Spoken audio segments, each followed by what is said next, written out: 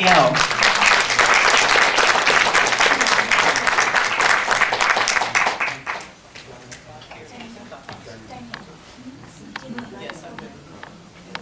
Let's do a sound check. I can hear my own voice. Anybody having problems hearing me? I do. You do? Okay. Better? Thank you. Okay. Well, my name is Ayley Aell, and I'm glad we have the microphone because I have a normally low speaking voice, and I hear my own thoughts as feelings. So to speak in front of a group like this is very much different for me. I was talking with a few of you outside of this auditorium, and I am very grateful to Diane, and particularly for the reminder that she's guided when she picks a speaker. That's my, that's my reassurance that she didn't make a mistake. I trust her guides. So I tried to prepare to come, and every time I would think, what is it that I can share? What is it that will make a difference, that can touch people? Every time the answer was love. Love them. I said, okay, I got the philosophy, but how interesting is it going to be for me to sit here in silence, loving people? I need something. So it didn't occur to me until about 2 days ago that I was flying here on Valentine's Day, which has always been a cringe holiday for me. And I'll start off a little bit telling you how it became so, and started with my first near-death experience. My first near-death experience was actually when I was being born. And I was conscious of my conception. That came later. But what I didn't remember until I was an adult was what happened during my birth. The story that I heard growing up was that my mother wanted a child all her life, because when she was 4, her mother died from toxemia in pregnancy with her younger brother. And she was sent to an orphanage where she spent her entire time there in fantasy about what a mother would be like. And so when I was born, she had a chance to practice the mothering she'd already been dreamed of. But while she was birthing, first of all, when she was pregnant, she was told if the baby was over 5 pounds, she couldn't birth the baby naturally. So she was terrified. She was also terrified that she was going to die, because her mother had died right after childbirth. And so what happened is that when I was born, I was 4 pounds and some ounces, perfect weight, term, but the doctors decided that because I was under 5 pounds, I had to go into an incubator. So there's a basic contradiction there with meeting expectations, being able to fit what somebody else thinks is right, and then having to go back on their word. And so what I didn't realize is that some of the situations of my birth set up how I was going to live my life and what I'd be questing for. At that point, I didn't know that. So what happened at my birth is that Mom was given anesthesia, which knocked her out. The anesthesia crossed the placenta, which knocked me out as I was struggling to breathe for the first time. I was annihilated by the anesthesia. I came to very briefly to have very heartful, good-minded nurses and doctors working on me, but not realizing how extremely sensitive people are, but especially a newborn. So I was literally tortured. And again, all of this didn't become conscious until later in my life. Then I was put in an incubator. And the air in the incubator was so hot and so painful that it was almost impossible to be alive. And at the same time, I thought my mother was dead, because she had the thought, I'm dead and my baby's dead. So I didn't see her for 24 hours. So later on in life, as I had mystical experience after mystical experience, and guide after guide, and wise guy after wise guy, that I would meet by coincidence or by plan, or both.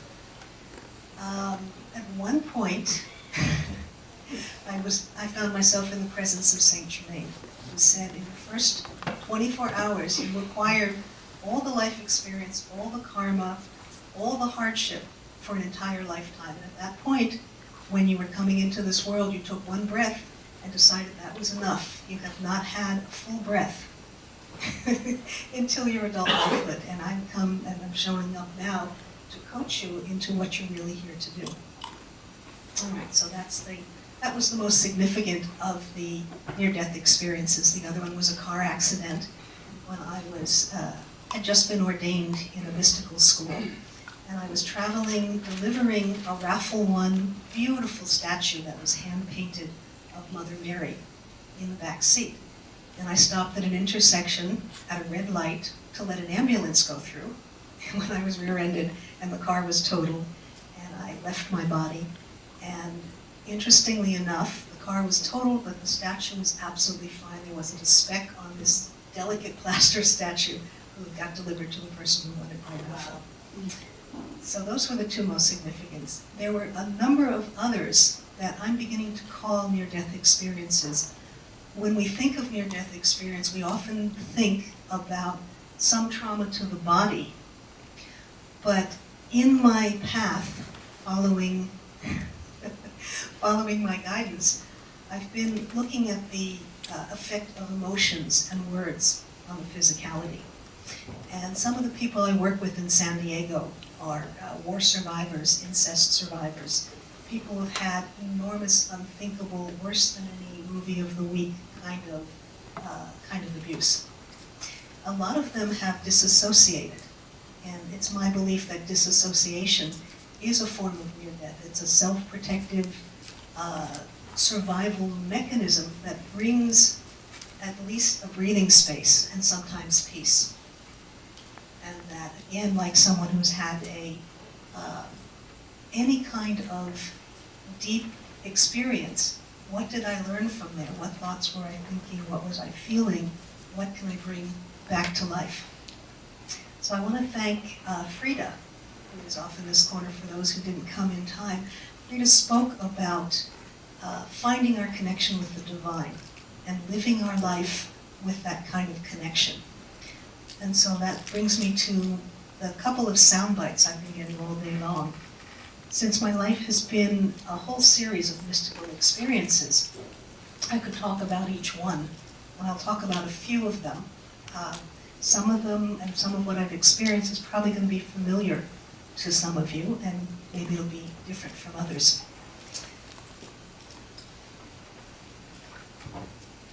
Let's see if I can segue. I loved what Diane wrote about me. I hope you all have read it, because I would come and see me if I had read that too. But what really shined for me was she said that Ayley Aell will talk about how the body becomes contracted or compacted, and how to use compassion for self and others to move you into the kind of life that is easier and happier.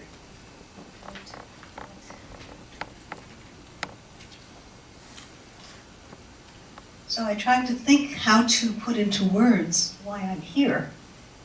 And I'm still in the inquiry, actually, by the way, but these are the notes that eventually will become my spiritual dissertation or PhD. And that is, how do we find peace while we're incarnate? And a lot of us have had physical experiences, near-death experiences. We've touched peace, and we know that there's really nothing to be afraid of. My first experience with the IONS group was actually at the time that I met Diane. I'd had a number of near-death experience people as my clients, and two of them were putting on the San Diego conference and said, "You've got to come and be on our healing day." And as a result of that, I worked on, I think it was 15 or 16 people. And what I noticed, when I had thought about it ahead of time and said, well, folks who had experienced near death probably have some kind of trauma at the root. They've had a death experience. But every single one of them, their trauma wasn't at the root. It wasn't that the ground and their foundations had been shaken in such a way that they didn't have ground to stand on. They had all had some kind of experience that enabled them to be all right with whether they were alive or not alive, whether they were connected with their body or not. The majority had work at the heart, wanted to work at the heart, and a few had work at the second chakra, which has to deal with feelings about their self and their abilities to be in the world, and their effectiveness in the world, their own sense of personal self-esteem. And a few had some solar plexus or throat. But the majority I was working with heart. And very, very surprised. So this morning, I said, okay, I still don't know what I'm going to talk about. I know that the whole theme behind it is love, and if it wasn't St. Valentine's Day to clue me off, I was getting that from my internal connection. So I went to, that people haven't been to Diane's house, it is a treasure of, of books and information. Literally, if you don't even have to turn around to get inspired. Anything in there can inspire you. So I pulled a book off at random, and I kind of let my eyes go soft, and I saw what turned out not to be the title of the book, but the subtitle. And the subtitle was Notes and Quotes on the Joys of Heartfelt Service. And my ego said, great, I can find a quote, we'll start off with a joke or something very moving and profound. So I opened it up and I found something that I thought was interesting. It spoke about wisdom, and I love wisdom, but that wasn't it. I'm not here to give you wisdom. Everybody's got their own. I'm here to help facilitate how you can connect with it, if in fact at times you forget that you're connected to it. So I said, that's not it. All right, let me do what I really know I should do. That is, close my eyes and say, Source, give me something that is going to be meaningful. And I opened it up and I went, huh? And then I realized how perfect it was. So I brought the book in to read this brief quote.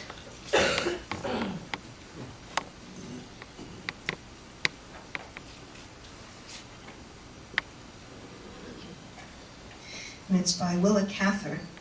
She says, when kindness has left people, even for a few moments, we become afraid of them, as if their reason has left them. I'll read that once more. When kindness has left people, even for a few moments, we become afraid of them, as if their reason has left them. And that's really the core of my work, is what happens when the people around us are not reasonable, or when kindness has left them. When we're very little, we think it's our fault. When we're older and we get, St. Francis said, preoccupied with our own misery, or distracted by our responsibilities, and we become short or crispy with one another, what's the effect that that has on the people around us? So when I studied Shen therapy, the founder of Shen is a genius of a man named Richard Pavick. He wrote a book and then took it back off the market because he wanted to write a better book, and also because he found some things that he wanted to change in the book. So it's rarely available on eBay, and he's got a lot of it on his website. There's a link to that from my website. But essentially, he said that there is an automatic pain response. He named it ACPR, automatic contractile pain response. And it's innate in living tissue, even innate down to the cellular level. That if you poke an amoeba, it contracts. If somebody, all you have to think of is somebody come up and poking you in the side. There's this feeling, if not an actual physical flinching. That's ACPR. So our body does that automatically, supposedly for some kind of a wisdom that if we have a broken bone, this automatic contraction is going to prevent the splintering ends of a bone from hurting us. But it can work against us because it's automatic. If a shoulder pops out and in an automatic contraction, there's not the space to put the shoulder back in. Now, the words that we hear have the same response upon us. And so as we grow up, well, I'm moving into lecture. That's the last thing I wanted to do. So see my website. It explains about ACPR. Diane wants me very much to tell my story. She said, your parents must be fascinating. She said, enlightened parents, how was it growing up? And I had to tell her, they didn't really get into spirituality and awareness until I had graduated from high school, so I didn't get to grow up that way. And also, I remember doing a series of classes, workshops, right after 2001. A series, it was 3 years, once a month.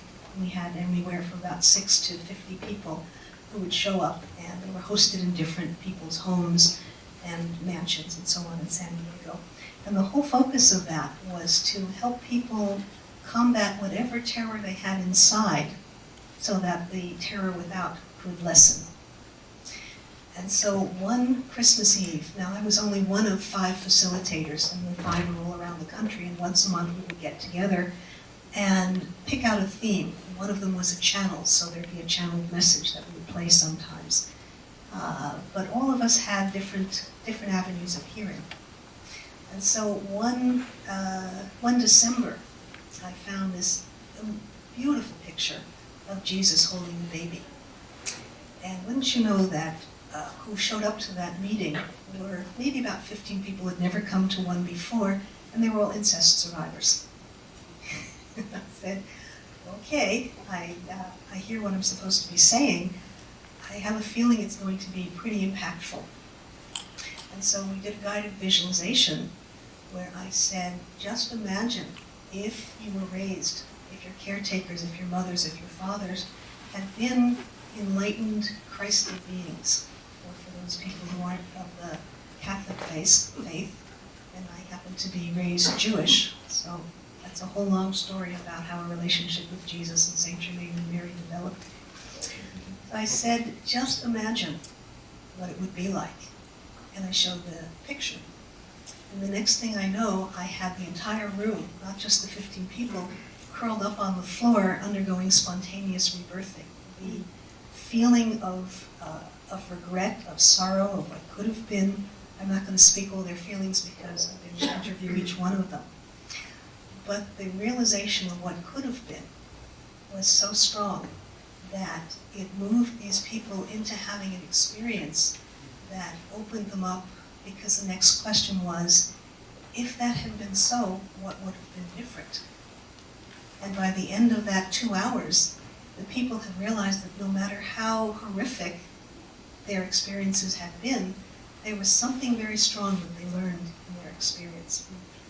And it was, I really, really, for some of them, really value, I know in my soul what a mother is. And because my mother wasn't one, I now know what a divine mother is. Or it was variations on different themes, but each one of them came to a realization that as horrific as the experience had been, there was something to be gained from it. So that's also a little bit part of my work. So let's see.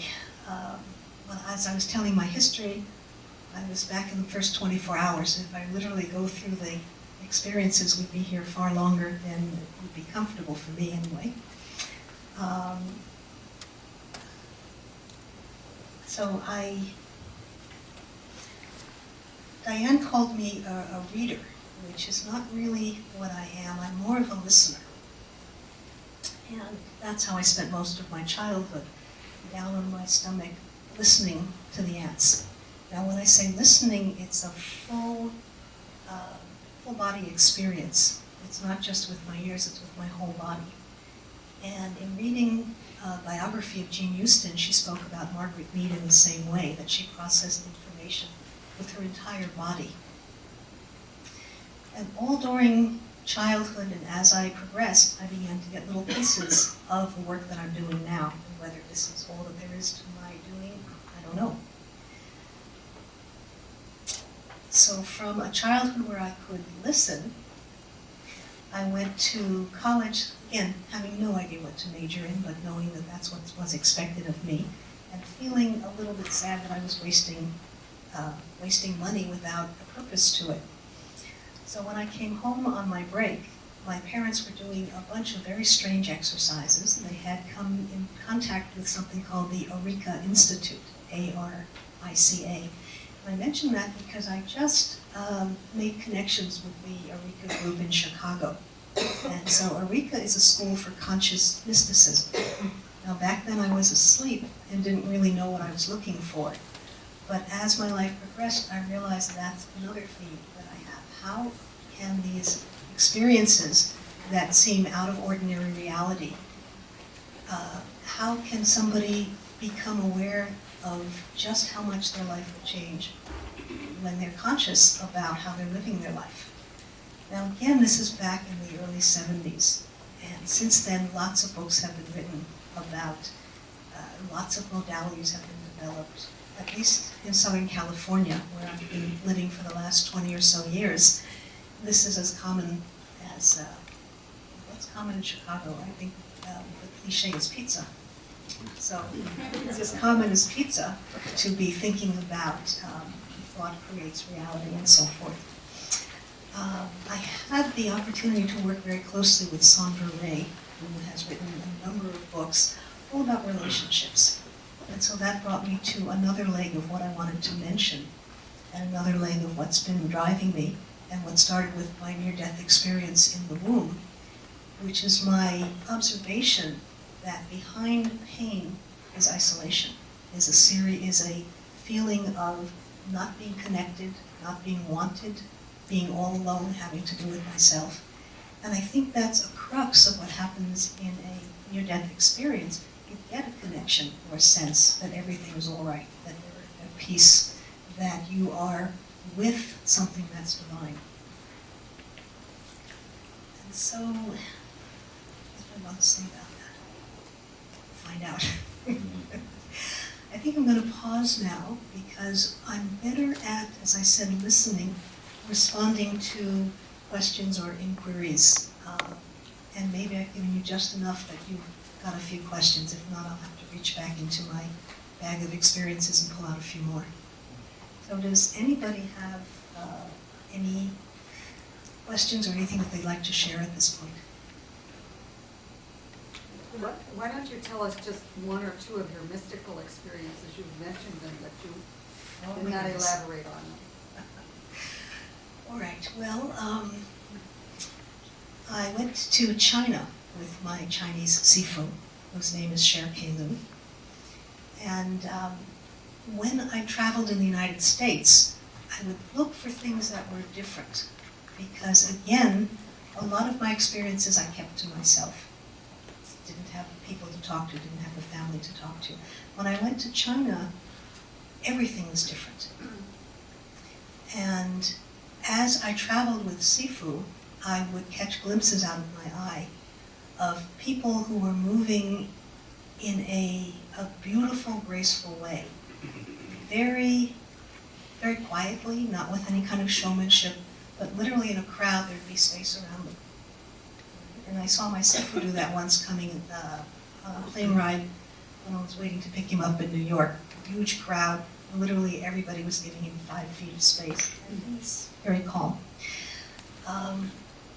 We went to China for for Sifu's first time back in, I'm not sure how many years, but he left, goodness, I'm blanking out on dates. I think, well, I have it written down somewhere, a long time, 40 years, 50 years. He didn't know who was alive, that he hadn't been back to the monastery that he left.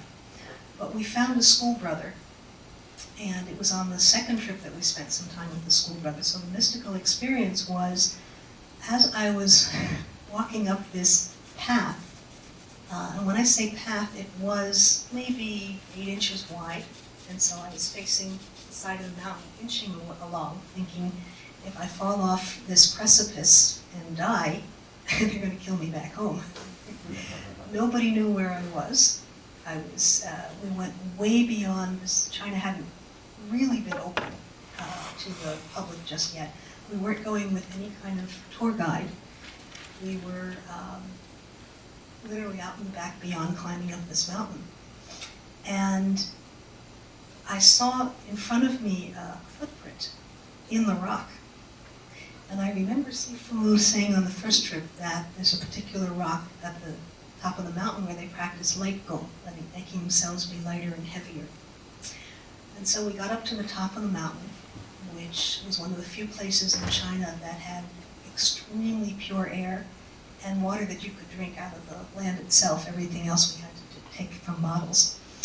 And Sifu that we had just found looked at me taking pictures of him. When the first time we were there, I was extremely polite and didn't take any pictures. But the second time, I just said, you know, I don't care if I'm not polite or not. Some of the things I see have to be documented. So the Sifu began to do a series of exercises. And literally he rose in the air and stayed there, and then came back down. And later on, I walked to the place where he was, and there was a footprint in the stone, just the size of his shape of his sandal. So as I traveled through China, some of the experiences I can't speak about because of the Chinese tradition of privacy. That's even the wrong word. There's an etiquette about speaking about your teachers. But I can say that I saw experiences and had them out of the teachings of the masters of the Far East that had me realize that what we're taught in Western expectations aren't always true. Like as you get older, your body doesn't have to get decrepit. And there are people there in their 90s with beautiful skin and lots of flexibility. And about that time, I decided I would stop telling my age because of all of the expectation within the society I was living in at the time that at a certain age this is going to happen, at a certain age this is going to happen. And I said, let me just live my life and see how it unfolds. Sifu told me of the nuns in his monastery that menstruated through their 90s. Their bodies just literally didn't get old. So that was one of the experiences. Another one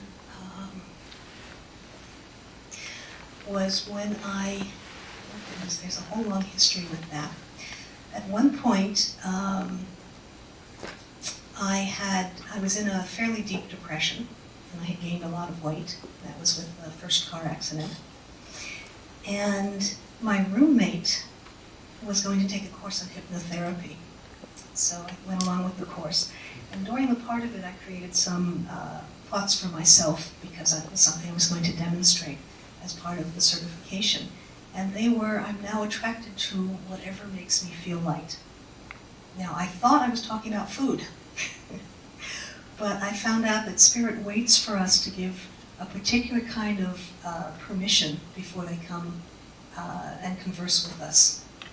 So the next thing I know, I was, again, following this roommate to a situation to listen to some channels, and the channel was channeling Saint Germain.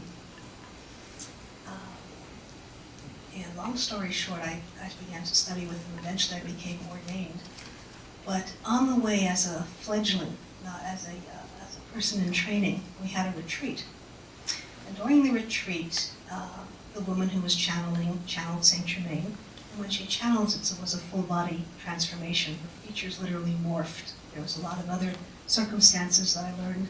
Because the biggest thing I learned from my Taoist teacher is not to judge as best as I could, not to judge, but to observe. If I didn't have an answer, just keep watching, just pay attention, just be present. Eventually, I get the answer or I wouldn't, but not to judge. So the first retreat, I didn't judge, but I observed. And I observed this woman drinking cup after cup after cup after cup of coffee and not needing a bathroom break. And that's very mundane. But at that point, I thought, you know, there's a reality of coffee and cup after cup after cup, and eventually it has to go somewhere. And she wasn't taking a break. And there were a lot of other little things. But at this retreat, there was a father working. His wife had taken their children and gone to another country. And he desperately wanted his children back and to see them and to have a relationship with them. And so in this particular retreat, each person was working individually on whatever it was they were going to work with. So Saint Germain asked a couple of the strong men to have a pillow, and to have this other person, we'll call him Tim, to have Tim grab the pillow and get into enough strength of his masculinity to be able to get in contact with the kind of energy needed to get what he wanted from life, which was his children. So Tim grabbed this pillow and began to pull and began to pull. Now there was a set of other participants in folding chairs. I was behind the sound table, which was my assignment, was to keep the microphone running. And then St. Germain was off to one side, and the person who was in the pillow struggle with Tim was opposite. So what happened very fast. And Tim grabbed the pillow and had so much momentum that he literally was off his feet and flying backwards towards the audience participants. And I remember I had enough time to feel regret. At that point, I was in enough shape and had enough martial arts background. I knew I couldn't vault over the table in time and get in between and catch. I don't know what I was thinking, because Tim was probably over 6 feet and in good shape and probably outweighed me by a good 60 pounds, and also had momentum. But I wanted to protect those people with all my being, because somebody was going to get hurt. And the next thing I know, St. Germain is in back of Tim and still being channeled, and looks like he puts up a hand. And then Tim's feet are under him, and he's standing up, kind of blinking for a moment, and then the channeling goes on. And I said, what did I see? Well, I know what I saw, but what actually happened? So I talked to one of my classmates who was a shaman, and I said, Kathy, what did you see when St. Germain was working with Tim? And she said, well, I'm glad you asked me, because it wasn't anything I was going to speak about, but it looked like this giant hand that was transparent all of a sudden was behind Tim, and he fell into the hand like a catcher's mitt, and then his feet were under him. So that was enough of a validation for me that what I was experiencing had some validity and some reality to it, and wasn't just wishful thinking or hallucinating. So that was another one of the experiences.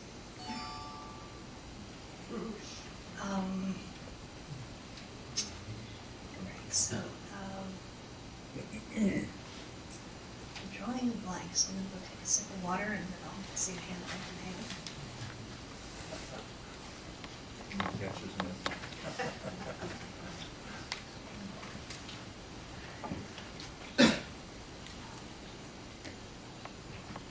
Yes. How did you first find yourself in the role of healing? How did I first find myself in the role of healing? When I was fairly little, Dad would be laying on the ground, and he'd ask me to come and help him with his scalpel. So as a little kid, I learned about anatomy. My dad was a psychologist, school psychologist, and my mother was an RN who later had a near-death experience and created her own modality of healing called body enlightenment. And she'll actually be a speaker here in June. And I recommend calling Diane now and signing up, because her work is different than mine. In the sense of foundation, from where I've gone from there, but she's a Taurus and I'm a Gemini, and our touch and our work is very different. And she works on muscles and how the muscles cling to the bones, and how to become in your body in a particular way that works with how you move. But she didn't have that back then. So I started off doing a little bit of massage, and Mom also did massage. And I began to discover that I had what's called empathy, and that it would flare up. It wasn't on all the time, but I remember limping, walking in New York, going, why am I limping? And I ran around the corner, there was a cat with a paw up in the air, limping, and things like that. And later when I got married, my husband didn't want me to work with people. He wanted me to work with animals, so I did that for a while. When I would put somebody on the table, they would leave feeling fine, and I would be a mess with a fever or something swollen. It wouldn't last very long, but it wasn't really a pleasant way of being. When I met Sifu, who taught me a few exercises and said, you don't have to do that. And I also found that the reason I was doing that was because my self-esteem was so low that I wanted to be special. And that was a way of being special. It was demonstrative. And so I didn't need to do that anymore. So as I was going through life, limping and sweating and massaging, I took some courses at Eureka Institute and became a teacher for them. And they're courses on mantra and meditation. As I said before, it's a school for conscious enlightenment. And so they have a series of really beautiful exercises. And the ones that I really was taken with were the sound of mantra and some of the visual work that would come with the yantra. and if we have time, I might facilitate a variation on one of their exercises. Let's see. As I was in Milwaukee with the Milwaukee Teaching House doing what I was doing, a woman named Alana Rubenfeld came by. And at that point, she hadn't started her teaching school. People would flock to her in droves because she was an amazing body worker. Now, back when Mom and Alana started Body Worker, people thought it meant they worked on cars. They didn't conceive of the work of body work. It was way back in the 50s and 60s. So Alana was a Juilliard-trained musician who became an Alexander teacher and a Feldenkrais instructor, and then a personal protege of Fritz Perls, and put them all together in an integration that she called synergy. And one of her clients was Buckminster Fuller, who said, yes, indeed, gave his blessing for her to use the word synergy. So I met Alana, and I saw as she worked that she was getting 10 times, maybe 100 times the results, and she wasn't working hard. And I watched person after person be facilitated. At that point, Alana had some assistants, 3 people who would sit. One of them wrote down everything Alana said. One of them wrote down everything Alana did. And the third wrote down everything that the client did. What I didn't know at the time is that people were begging her to teach what she knew, and she said, I don't know if it can be taught. So she arranged this exercise. So for a year, she had 3 people following her around to her workshops, and then she took the results into study in a couple months and said, you know, I can teach this. So at that point, I became a student of hers. But back to the workshop. So people, person after person, were moved tremendously. And in the closing exercise, for the first time, I felt this overwhelming emotion. I hadn't really been in touch with my emotions. I thought I had been, but I really felt my emotions. And I left the room, and Alana came to seek me, and I told her what had happened. And she was so impressed by that. I think that's part of what got me admission into the very, very exclusive, I was still just out of my teens. The other people were PhDs and MDs and a whole amazing group of people. One of the people who came and taught us was Dr. Carl Primo, and it was an amazing group. Some of them have gone on to be quite famous. And at that time, I think I also got in because Alana really wanted to see what the dynamic of mother and daughter were like, because my mom also applied to that program. So she set me up a series. It was like a scavenger hunt. She wanted me to find a Gestalt person who did body work. That wasn't so hard. She wanted me to find an Alexander teacher. I actually traveled from Milwaukee, Wisconsin, down to here in Chicago by bus to see Goddard Binkley, who had studied with Alexander himself, and had a couple of sessions with him to qualify to be able to take this course. At the same time, some friends of mine steered me into a course that developed at the same time that Silva Mind Control had done, and was almost identical. So identical that Silva sent some people over to take the course. And it had come from the mind of this amazing man named Michael Marshall, and he called it Seagull Mind Institute. And I mentioned that because it was birthed in the Midwest, and so you may or may not have heard of it. He didn't run very long, but it did some interesting work, and that's when I found out that there was a word for what I was experiencing, which was empathy. And we found that out when, as the closing exercise, somebody brings in a card for you to do a reading, and you find out the name of the person and their age. I don't remember what else, maybe their location, but the person who has written this down as someone who needs healing knows the person who written down. And what happened is I fell off my chair.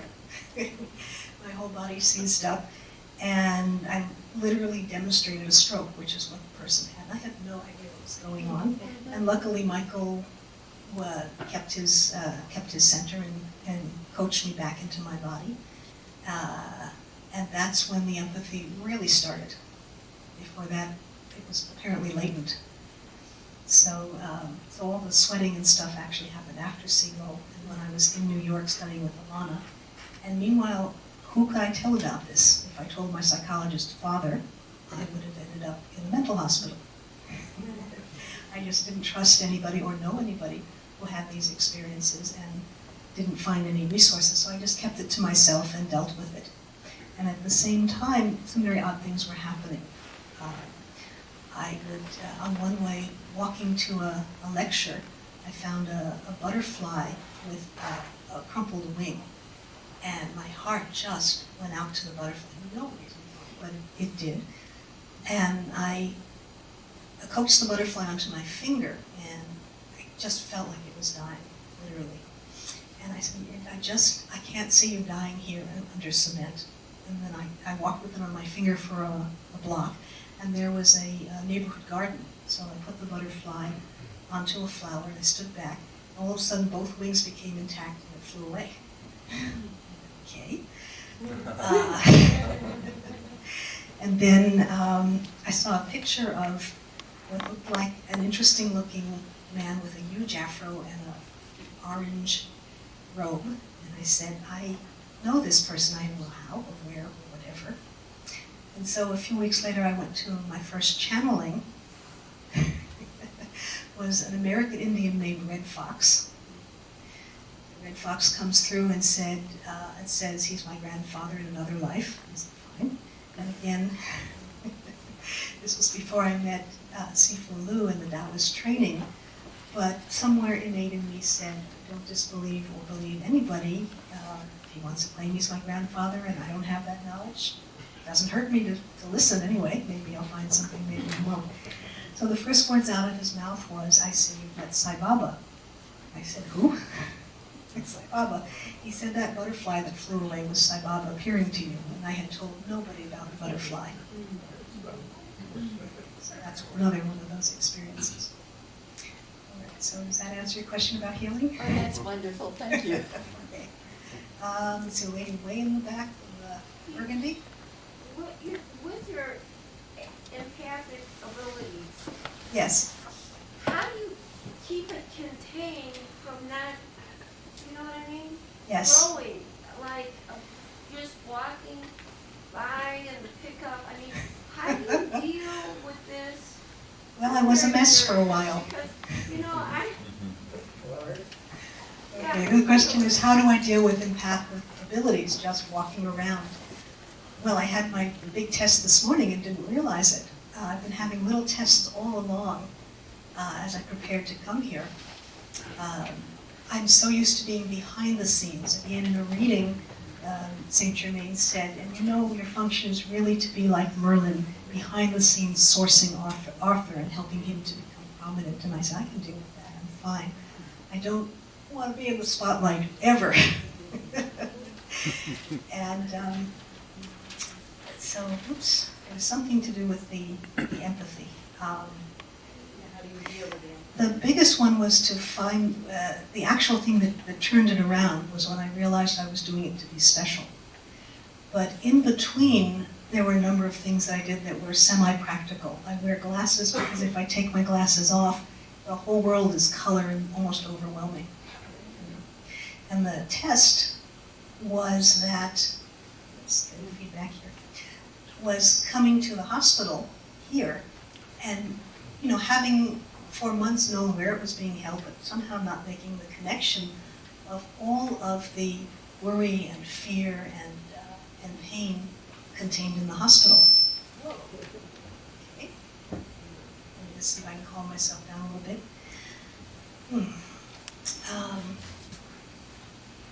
So I walked through the door, and the hospital hit me for a moment, and I could feel myself. I mean, the guides stand by, but at this point, they give me a lot of space. And I said, I really am just love, and I'm fine. You know, I wanted to reach in and get my flower essence and the Yarrow special formula and mist myself all over and do all these practical things that I know would work. And I said, I know the spirit of yarrow. And I reached to get the white yarrow, and what came through was lavender yarrow, which is a very rare yarrow that's found in Alaska. And I breathed in the scent of yarrow for a moment, got myself centered, and went on. So to answer your question about how do I deal with the empathy, is moment by moment. If it comes up, it doesn't come up that much, because mostly I'm interested in everything and not trying to defend myself so much. hope that helps a little. Yes? And the white sweater? Okay. I just wanted to speak to your experience in China. Okay. Not to assume, but I'm thinking that you're talking about Qigong or Yes. Tai Chi. And I just, not to shift the focus, but it's incredulous because the reason, I'm from Canada and the reason I'm here in Chicago is to get the word out about a really large Qigong gathering that's coming here to Chicago. Great.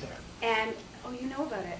And my friend Jenny just this morning said, why don't you come to this near-death experience gathering, because I think it would be really interesting. And I thought, okay, that sounds great. And I know this is all, it's all tied together. It's all so part. It's very much tied of the together, and journey. it actually answers the question of the woman previously, because the Chinese have studied energy and life energy for hundreds, if not thousands of years, and my tradition dates back to the Tang Dynasty and one of the Taoist immortals, Louis Dongbin. And so they've learned how to cultivate their life energy. The Shen that I use is, there is exercises called the Shen, and the Chinese Shen, which I've also learned, trains on the physical level the nervous system, but it opens the body up for self-healing and opens up a whole range of human possibilities. Well, So the reason that I'm here, like I said, is a gathering. We're bringing 1,000 people together to do Qigong for healing here in Chicago. lovely. And So so I'm just so, I don't even have words to express how excited I am to have heard you talk about this, because it's so important. It's so important that people know that this is not beyond, you don't have to have a near-death experience exactly. to have profound experiences in your life. And that's what I learned in China. All of these people had cultivated and trained themselves how to move into a sense of calm and peace and developed amazing abilities. Not that they were seeking the amazing abilities, but as they found that peace and that connection, the abilities came. So can I ask people to see you afterwards to find out more about Please, that? absolutely. Okay, and what's your Yes. name again? My name is Jocelyn. Jocelyn in the white sweater. Thank you. You're so welcome. I'm very good. And if you miss her in the crowd, Diane supposedly has a name of everybody who's here, so you can even bug Diane perhaps, being presumptive, but I can't, Thank I'm not you. sure where Diane is sitting, I can't make eye contact to find out if it's okay. Okay. Yeah, it's okay. All right. Did you fill out a contact sheet? Oh, yeah. Jocelyn, I'm did you sorry? fill out a contact sheet? I will. There you go. Yes, I will, absolutely. And that answers your question. Diane has been saying that some people slip in without letting them know how they can be Yeah. contacted. There's always good reasons to be connected with this group. Thank And while I'm you. here, I'm going to stick in a small plug for the food. Okay, we'll do that. We'll do you next. A small plug for the food. I said I was going to speak about isolation, or I thought I said it, because I know it's been in my mind. That has been my finding at one of the motivating forces in people's actions. And nourishment comes in a lot of different ways, but particularly the nourishment of service and the nourishment of good food. And what's particularly wonderful about my experience with the IAMS group is a sense of family, is a sense of people who listen, will listen, and people who will understand. And so I don't know how to do that. It just has an off and on, so whoever, okay, so she's going to handle that. Okay, so I'm also adding to Diane's note that there is a space open for people to experience the joy of that kind of heartful service. Okay, and you had a question? Yes, so you do healings, and it seems like you get in the information empathically. And I really want to hear about how you actually use your energy to heal. Okay. I don't think of it as empathically anymore. I think of it as just paying attention. So as the person speaks and moves, I get certain feelings and impressions, which I put in a corner, because how I think and how I feel about something isn't anything I want to impose on anyone. So what I do is I create a space of hearing what it is that you'd like to do. And then I put my hands on the body. I don't have to, and I've worked with some people who have had such severe abuse that they don't want to be touched. But the majority of people are touch-starved in our culture. We really don't touch enough. And my hand is a listening hand. It's not a hand that's manipulating. It's not a hand with an agenda. I'm not trying to free up the fascia tissue or do anything. And even if there's a dis-ease going on, I'm not trying to change anything. I'm simply listening. And as I put my hands in different places, your experience is going to change. You'll have all sorts of experiences. If I am doing classic Shen, I know where I put my hands is going to affect certain emotions, because Shen therapy is the study of how universally emotions are felt in specific places. So I'll start off after an impression, but then I'll be following the body and the lines of tension in the body. So I may, like I did with the IANS group when I first started to work with them a few months ago, I thought I would work with them because they'd had trauma. But when I had my hands in the body, there wasn't good trauma. So I simply followed the lines of tension, and they would lead where they would lead. In this case, most often they led to the heart. Right? So when I have my hands somewhere, I get echoes throughout the body that show me lines of tension. They may be progressive historically, but more often they're by impact. Sometimes it's the most impactful, sometimes it's a mid-impactful. And as I put my hands on the body, it changes the ACPR, the contracted response we have to pain. And so these contractions get held and stored in our body and in layers. And so I use the chi from my hands to melt the different layers and to keep melting. And for some people, they just lift off and melt, and it's a very calm experience, and they move into a peaceful place, which may sound familiar to a couple of you guys. For others, it might be an reaction, reliving something that hasn't been finished or didn't have a resolution. Many, many times it's going back to your younger self, often in this lifetime, and sometimes not. But what I learned the best way to facilitate was not to consider other lifetimes, but to consider one long lifetime punctuated by deaths and births. Because whatever was unfinished from a way past life, no matter what culture, what country, what sex, you would bring it forward into this lifetime to work with. So that made it very easy to work with what was right in front, what was coming up. And it's actually a lot easier than it sounds. Yeah. Oh, wait a Just second. follow One up. more? Yeah, just follow. Okay. When you melt the blockages with Yes. your chi, Yes. is it something that you actually visualize? Do you know the anatomy well enough to like visualize the fascia layers and the muscle layers? Do you do it that complexly, or do you just? Seldom needed.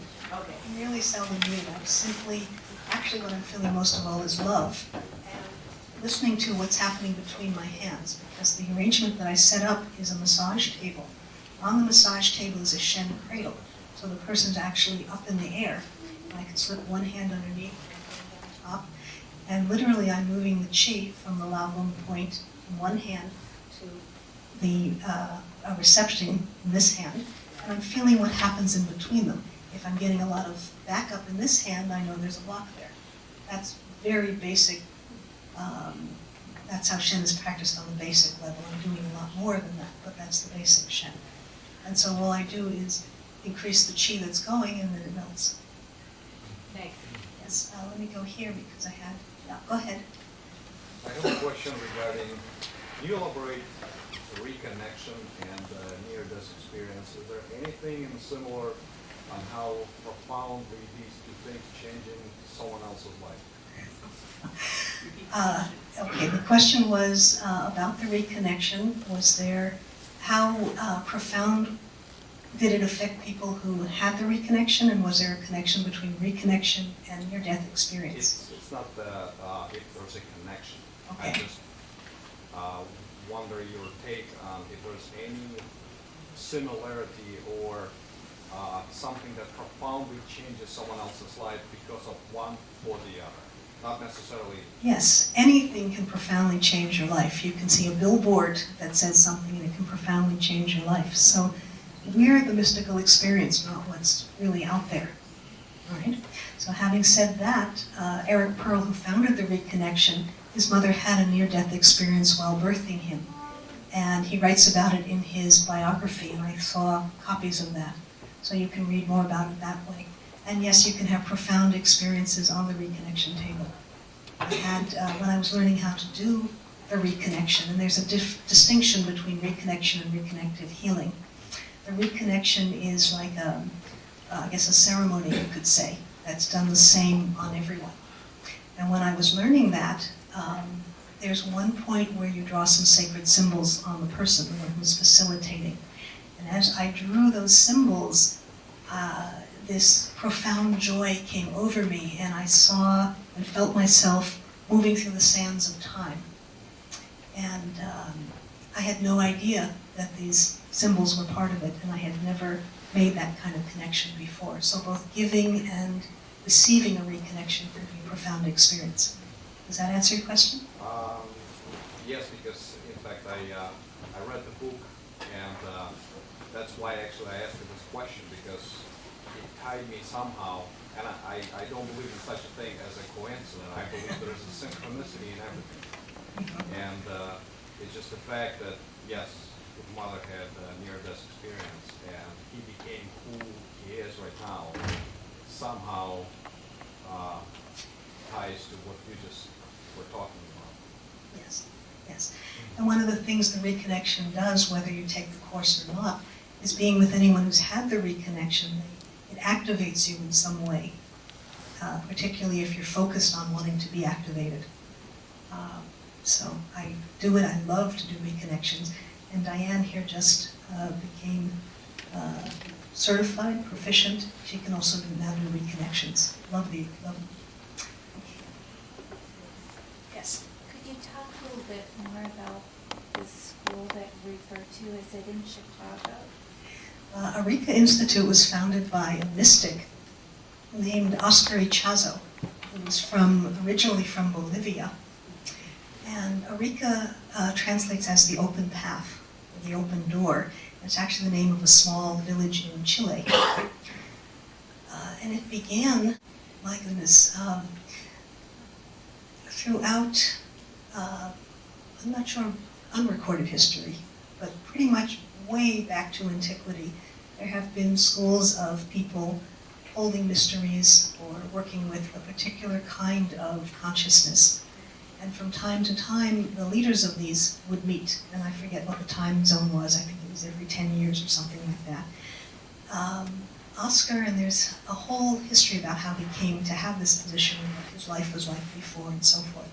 But he was asked to help out in one of the gatherings of these masters, and I think he was serving water or something like that.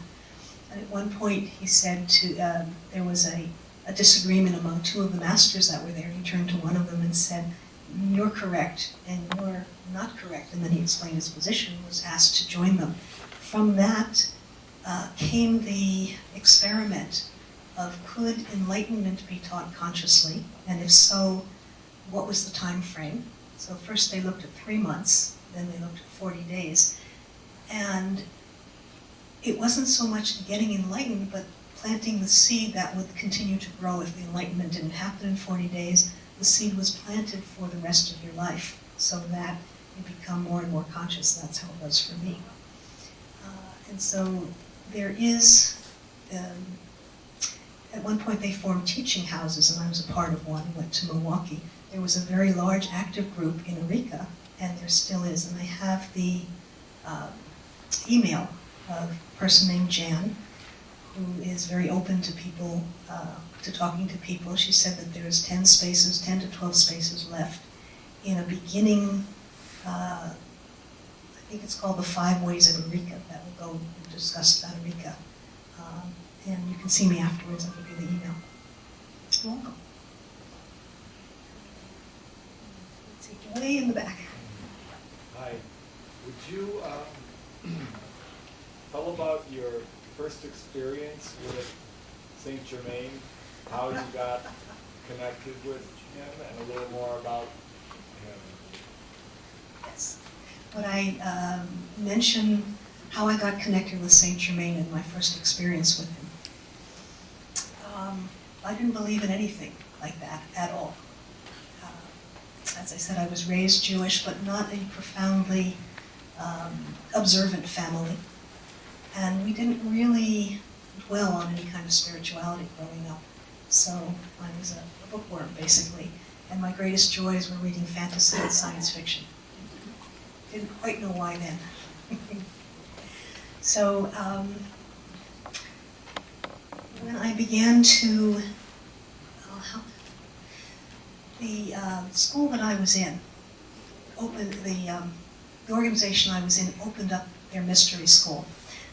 And the name of the organization is called the Temple Beautiful. And though it didn't have any meaning to me at the time, I found out just how significant that is, that the Temple Beautiful has existed again through Atlantis, they know that it existed in Atlantis because they read the journals of people who were traveling while Atlantis was around, and they mentioned the Temple Beautiful. Supposedly Edgar Cayce studied at the Temple Beautiful in Atlantis. It's mentioned in the Bible that John the Beloved had his vision in front of the gates of the Temple Beautiful. And so the Temple Beautiful appears from time to time, works with a few souls who are kind of broken or floundering, puts them on their life path, and then retreats back into the ethers. But it does appear from time to time. Right now it's in the ethers. So again, I didn't know all of this, but I went with my roommate who had heard about this organization, and they were giving some very interesting lectures about the teachings of the masters of the Far East. And so I was more interested in the people around the circle, because I went to 3 weeks of these lectures, and physically their bodies would change, the help staff. And I was thinking to myself, if they had plastic surgery, there'd be some sort of bruising. I don't think that 1 week to 1 week somebody can physically change that much. So they opened up the mystery school. They had, I don't remember how many applicants, but they had room for only 5. And so we went through a little obstacle course of meeting with each of the human teachers who asked us a bunch of questions. And I know the question that got me in, because as it was like something out of a Disney movie, as I spoke it, I could feel like the sword in the stone, the light coming down, and some kind of a change in the earth. And I'm like, what the heck is this? But the question that they asked is, why do you want to be in the mystery school? And my answer was, I'm really clever, and I'm tied up like a kitten in a ball of yarn, and it's going to take a real master to unravel me. And that's what got me in. So no mention was made of Saint Germain, no mention was made of anything. I thought it was just simply a set of courses in Southern California. And so the teachers, who were all dressed in priestess white robes, would come out and say something like, when I was meditating today, I heard to do this.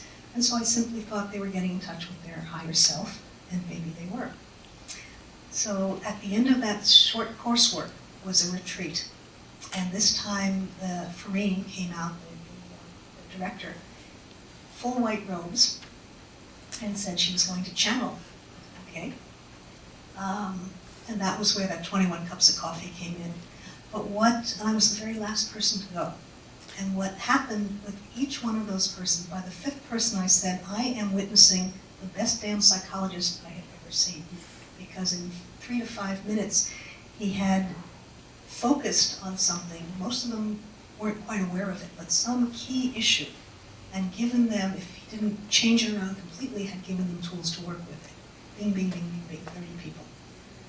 And my body began to react when it got to be close to my turn. And we weren't in any order. It was like, who wants to go next? It was like, I'm not sure what's going on. I spent like 25 being very intrigued, and then as I realized it was getting down to 5, and this wasn't conscious, my body began to shake.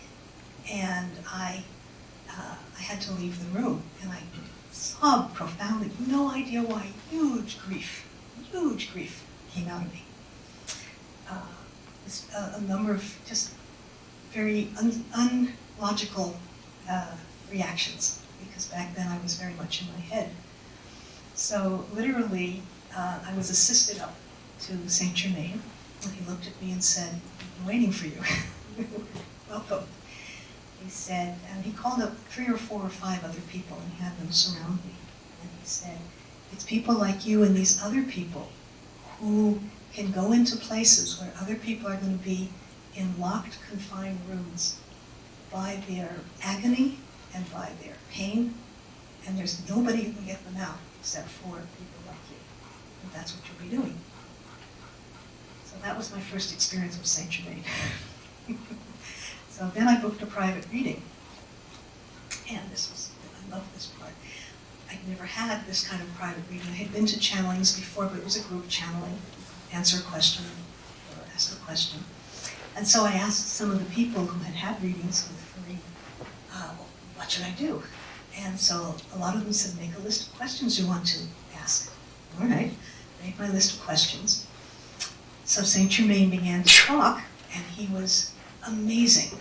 He said, if you stay in this work, oh my God, I'm going to tell that one other story. Okay. You will find your divine name. You will find your life's purpose. I forgot the other thing, but those two were enough for now. That's okay. And then he said, now pull out that little list of yours. Pulled out the list. He said, yes. And they said, you answered every question on the list. I didn't have to pull out the list and ask the questions.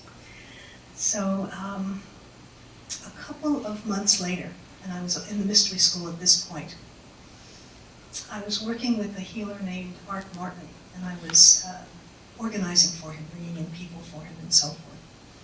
And we had one woman who came to me and said, I know you do body work, and I was studying some of Art's techniques. And she asked me would I work with her. She has breast cancer, and Art is a preacher, is a minister, and he won't put his hands on her breast, and she had a feeling that if she had touch on her breast, that could help her heal. Would I mind doing that? For a moment I said, no, I'd be happy to do that. I don't know if it'll do any good. But what happened was amazing. The growth was like a cauliflower in texture and in shape, and could really be felt. It was quite a fist-sized mass almost. And as I began to talk to her, out of my mouth came these particular words that had a resonance to them, and I don't even remember what was said. It was later on it was clarified that I'm not a channel, but I'm a chalice, and from time to time Spirit will bring a particular kind of energy through me. Most often it comes through my hands, but occasionally it comes through my mouth as well.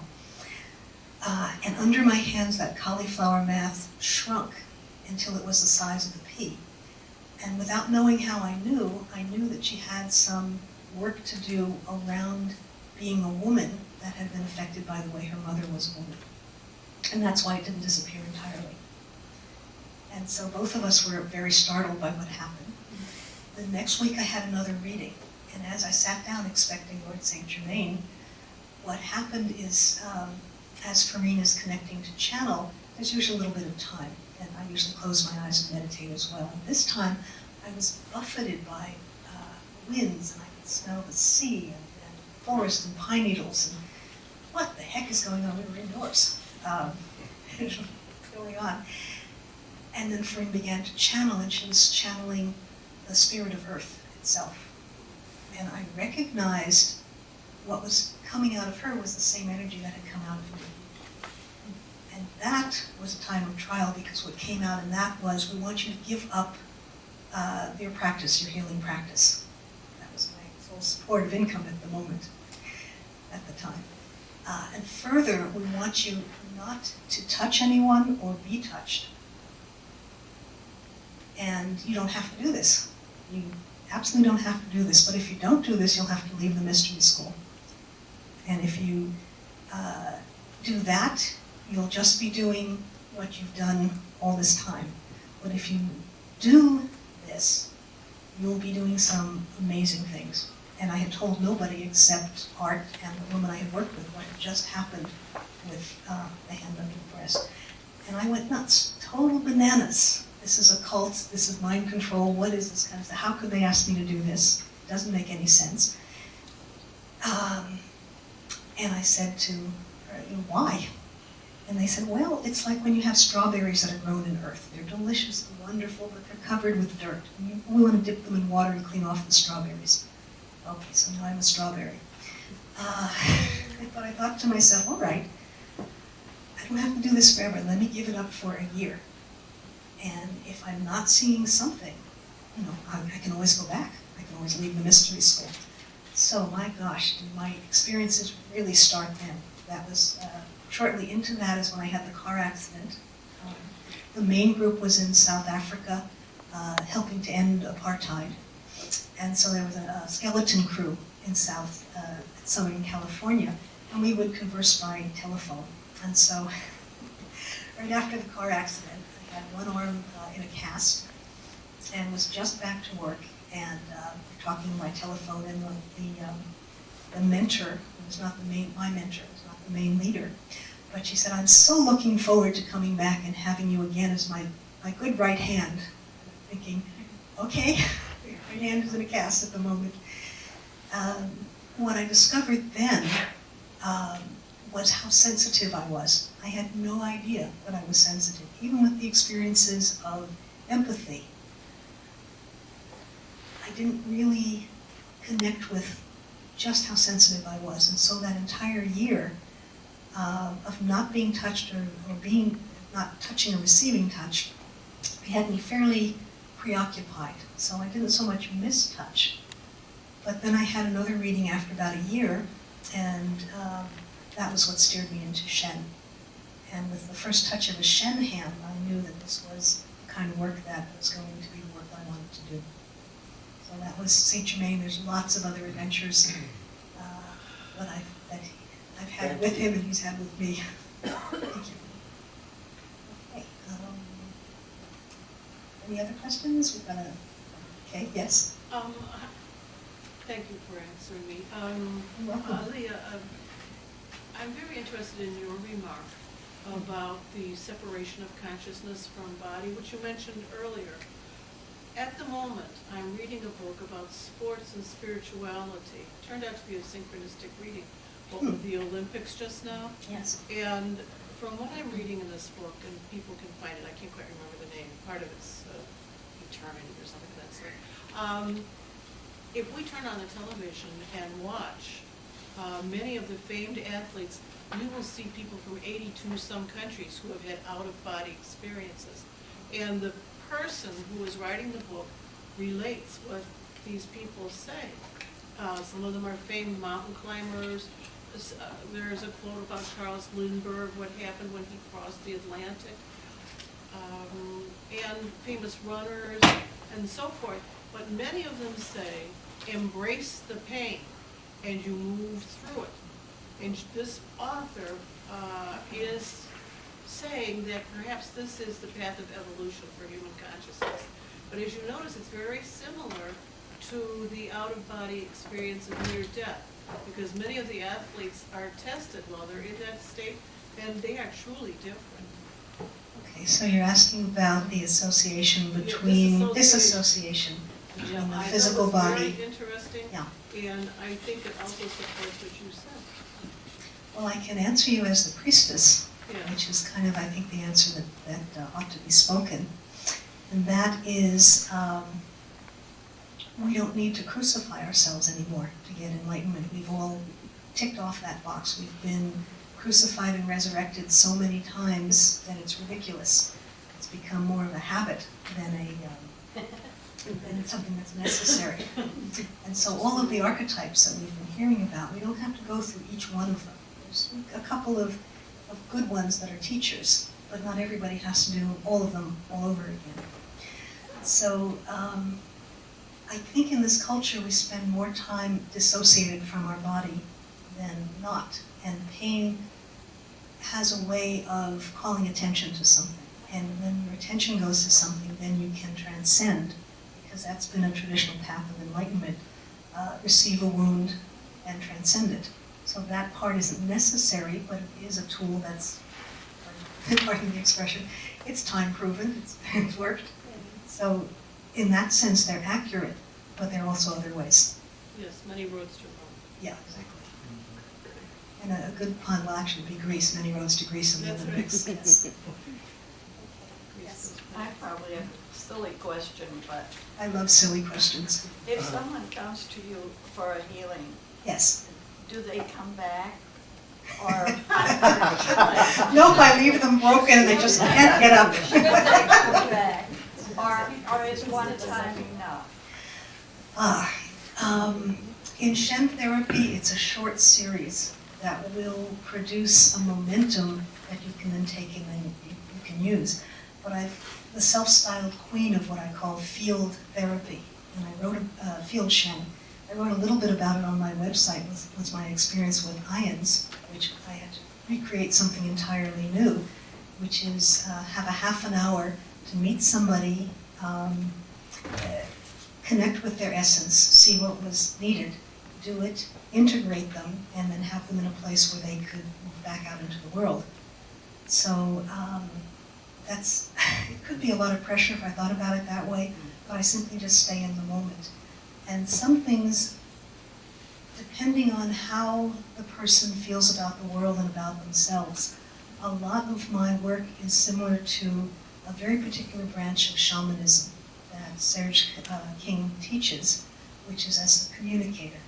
And that was part of my training, is the masters took me to the other side to work with people. There were some that were in cocoons. They had done so many horrific things that when they were on the other side, they literally went catatonic because it was too much to face the misery they caused and the karma that they produced.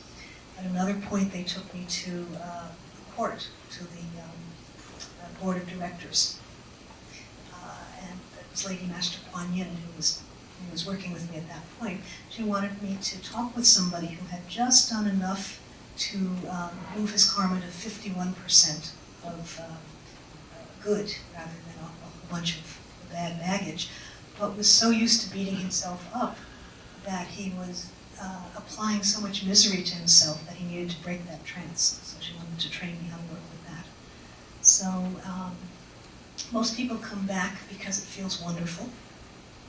You don't have to do much. And I've had some very famous people and some very, well, there was a time that a lady master from India brought a student to me, and didn't know the lady master was in the United States, but the student called up, and I interviewed her and decided I would work with her. She came down, and she called and said, well, my teacher is here, can I bring my teacher? I said, sure.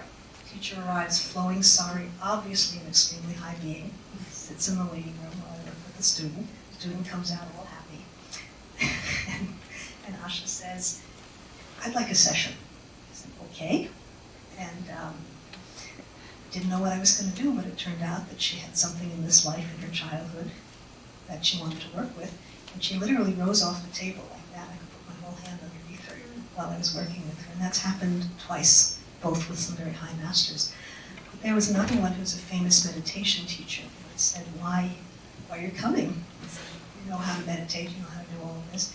He said, in 5 minutes, I move right into bliss. It would take 20 minutes for me to work. And occasionally, it's kind of nice to sit back and just have a cruise control kind of a ride. So I hope that answers your question. Thank you. I think we have time for one more. 2 more. Yes, I I've would heard that like- question from you before. Yeah, I would like to study this Chen method. How do you? Interesting. Now, this is not a plant. I did not discuss this beforehand. The beginning course is either 4 days or 7 days, and I'm going to be having one probably in May in San Diego. So the first requirement is you receive a Shen session by somebody who's either an intern or certified. And then you take a series of courses, and then you do a mentored internship. During that mentored internship, you can receive payment for your sessions. And there's a series of clinical studies. You can see me afterwards. And Anybody doing it here? I think Ohio is the closest, but if there are people who are interested, I am more than willing to organize, bring in my mentor, and the 2 of us will do a class here. It will take about 10 people. We'll do it. Yes, we would. Anybody else? Yes. All right, so if you see me afterwards, I'll get names and stuff, and we'll have it done. And maybe we'll do it instead of San Diego, it's now fly out to Chicago. That would be wonderful. I'd love it. Yeah, thank you. The nice thing about Shen is it doesn't take any special abilities. It's actually pure science. But the art of Shen, that's, both Russ and I are artists, and we'll convey some of that. But the actual Shen itself is very simple to learn. What isn't easy is that your own material arises, your own emotions. People aren't used to feeling their emotions or addressing them. It takes a pretty skilled counselor to let them know they're still okay.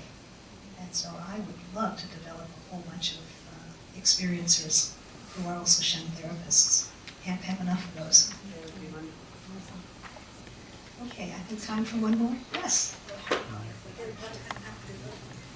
Do you have a question or? No, very close. Okay. This one is a plant. We met on the break and I said, if I run blank, put up your hand and say Harry Potter. Because we were discussing at times when you hear this small voice inside of you that confirms or validates that you're doing. So I mentioned that I'm a science fiction and fantasy fan. And when J.K. Rowling was writing her books, I loved them.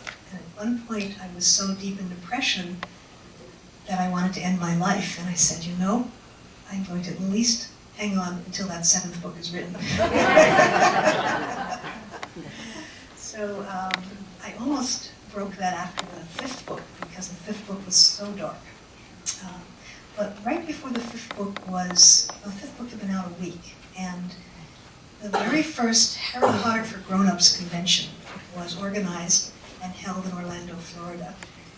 Two of my favorite things, Harry Potter and Disneyland. And one of my co-workers is also a big Harry Potter fan. So we flew out together. And all the time, when I first came to my mind, it was, yes, we're supposed to do this. Okay, I'm happy to, but what in the world am I going to learn? So it was set up like Hogwarts Castle or Gryffindors, and everybody had their own, there are lots and lots of fun things. Quidditch was happening. You could follow a track for defense against the dark arts or so on. And I said, this is all fun, but why am I here?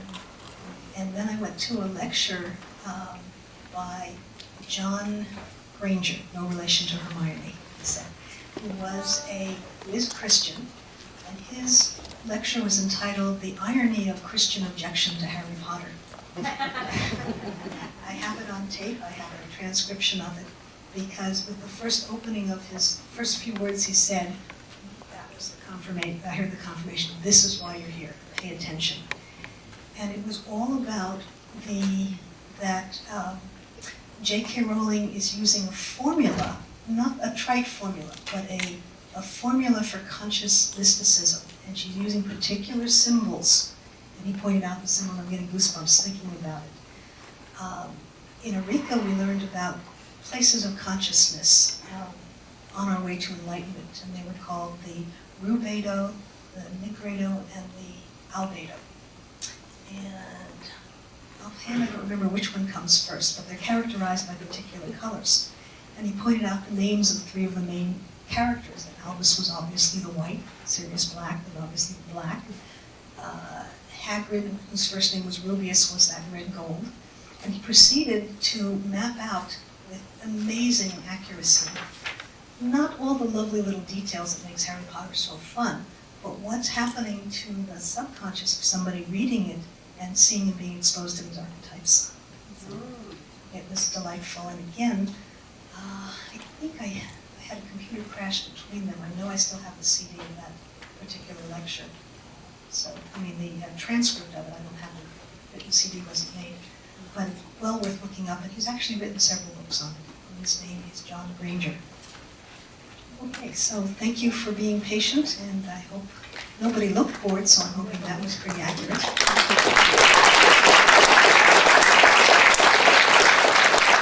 Thank you so much, Ayley Aell. That was wonderful. Now it's on to Ruby's. Anybody who is interested, we are going to Ruby's tonight.